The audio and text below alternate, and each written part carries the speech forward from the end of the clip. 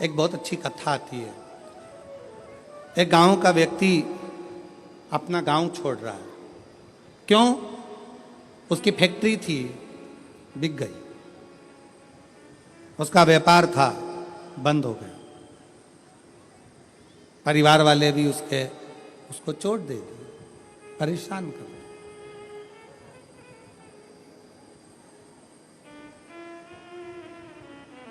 उसने प्लान बनाया कि अब मुझे इस गांव में नहीं रहना है, मुझे ये गांव छोड़ना है,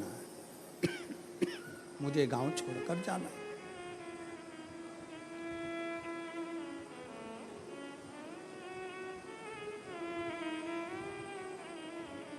पूरा फैक्ट्री बेच दिया, घर बेच दिया, जमीन बेच दी, सब कुछ बेचकर धन एकत्रित करा, घोड़े पर बैठ गया, घोड़े पर बैठकर और सब बेचकर परेशान होकर वहां से चल दिया।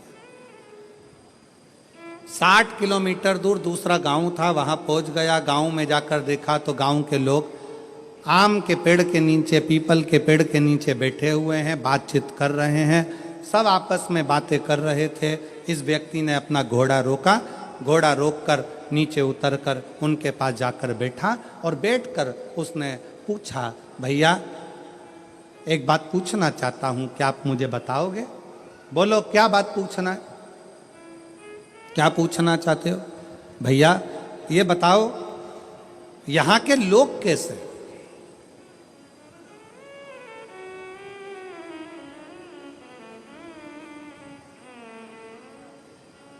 गांव के लोगों ने पूछा, तुम कहां से आए हो? उसने कहा, मैं अपने गांव से आया हूं, यहां से 60-70 किलोमीटर दूर से। मेरा सारा अब वो गांव मैंने छोड़ दिया है और मैं सोच रहा हूं कि कोई गांव में जाकर बसना है, मुझे किसी गांव में जाकर रहना मुझे। तुम बताओ यहां के लोग कैसे, इस गांव के लोग कैसे? तो गांव के लोगों ने पूछा कि तुम हमसे पूछ रहे हो कि यहाँ के लोग कैसे हैं, पहले तुम बताओ कि तुम जो अपना गांव छोड़कर आए हो वहां के लोग कैसे थे?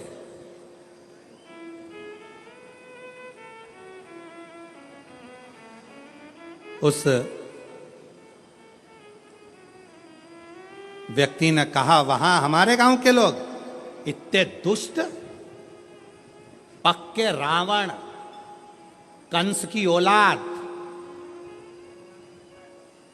इतने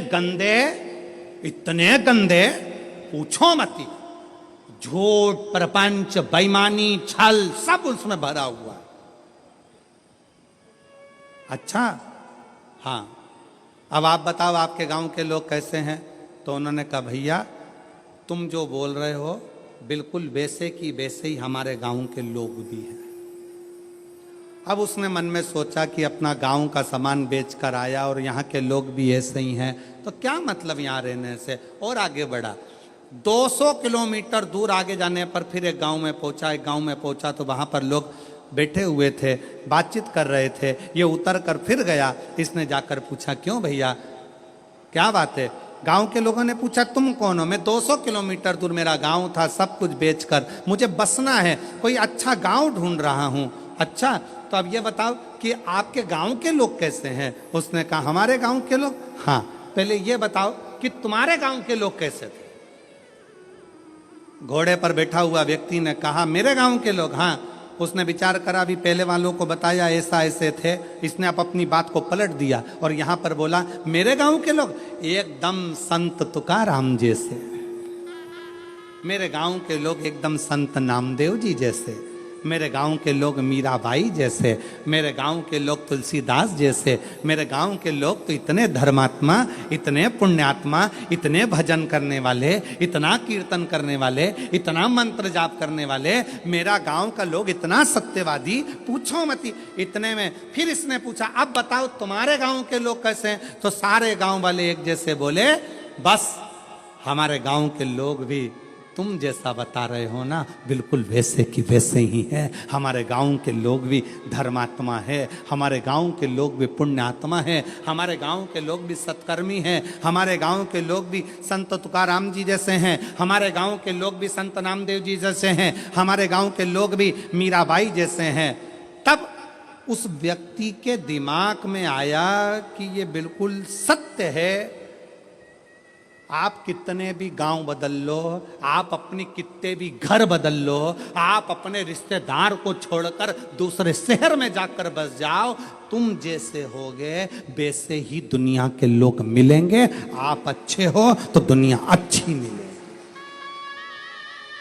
कितने बदलोगे? शहादा छोड़ा पूना चले गए, पूना छोड़ा मालेगांव चले गए, मालेगांव छोड़ा लातूर चले गए, लातूर छोड़ा नागपुर चले गए, नागपुर छोड़ा मुंबई चले गए, और वहां पर भी जाकर के हम तो जैसे थे, हमारे गांव के लोग जैसे पहले थे, जैसे हमारे आसपास के लोग ईर्ष्या रखते थे, जैसे हमारे गांव के लोग वैसा करते थे, वैसे की वैसे यहां मिल रहा है। उसका कारण क्या है? ना शहादा बुरा है, ना मालेगांव बुरा है, ना पुणे बुरा है, ना नागपुर बुरा है, ना भोपाल बुरा है, ना इंदौर बुरा है। बुरा कौन है? हमारी सोच कि हम दिन भर एक दूसरे में बुराइयां ढूंढते रहते हैं। मेरा पड़ोसी ऐसा, मेरा रिश्तेदार वैसा, मेरा देवर ऐसा, मेरी देवरानी ऐसी, मेरी जेठानी ऐसी, मेरा परिवार ऐसा, मेरा कुटुंब ऐसा, मेरा कबीला ऐसा। हम दिन रात अपने गांव में रहकर, अपने घर में रहकर भी हम दिन भर बुराई ढूंढते थे। तो तुम अच्छे से अच्छे बंगले में जाकर रह लो, वहां भी तुमको बुराई ही मिलेगी। तुम अच्छे से अच्छे 5 स्टार होटल में रह लो, वहां पर तुमको बुराई ही मिलेगी। और जब तुम्हारी आदत हो गई छोटे से घर में भी अगर तुम दिल बड़ा रखकर प्रेम के साथ रहते हो ना, तो तुम जहां रहोगे ना, वहां पर भी तुमको आनंद की अनुभूति होती रहेगी, प्रसन्नता मिलती रहेगी वहां पर।